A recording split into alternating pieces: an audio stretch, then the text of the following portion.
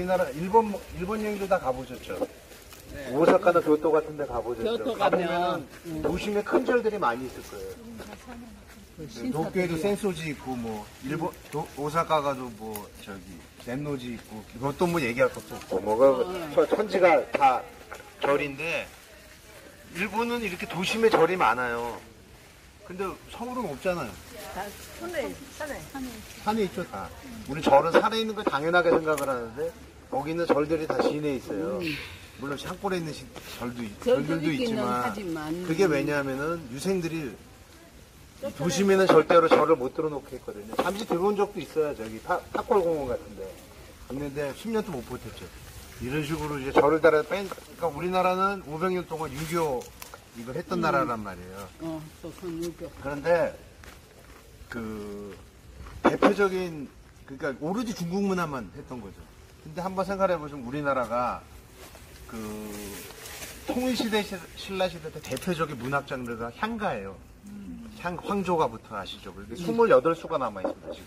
17수가 삼국유사에 있고, 그게 고려 초까지 있기 때문에 보현십일가라고 해서 11수 있어 28수 남아있어요. 근데 통일신라시대랑 우리가 거의 비슷한 시대가 뭐냐? 당나라죠. 당나라 시대 거의 겹쳐요. 300년에 거의 겹치는데, 당나라의 대표적인 문학 장르가 뭐, 정말 당시죠. 그 유명한 이백부부, 백거이, 왕유에 굉장한 시인들이 있는데 남아있는 시가 몇 수냐? 10만 3천 수입니다. 10만 3천 수. 남아있는 시가. 그럼 한번 생각을 해보세요. 그 당시 유생들이 아무리 물론 인구 차이가 있다고 그러지만 10만 대 28인데 물론 뭐 최천이선 한시도 좀 남아있고 그렇긴 합니다. 뭐 어쨌든 너무 양적으로 비교가 안 되잖아요. 지를 둘째 친다고 하고 그러는데. 그렇다 그러면은 그런 압도적인 중국 문화의 세대를 몇백 년 동안 받는다고 생각을 해보세요.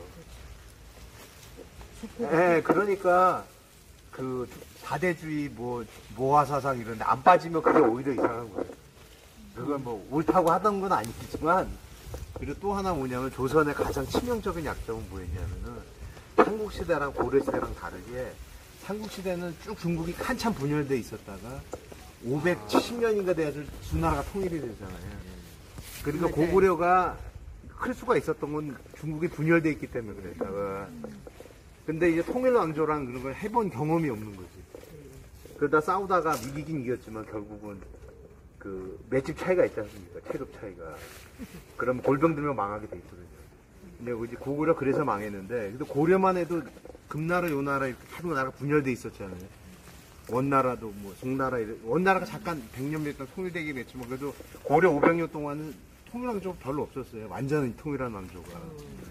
근데 조선은 500년 내내 중국의 통일왕조였어요. 명나라, 청나라 두 나라 있잖아요. 잠깐 두 나라 싸움 기간 그거 빼놓고 난다 그러면은 우리는 그 한 번도 중국 그 분열 시기를 조선시대 때는 해본 적이 없어요.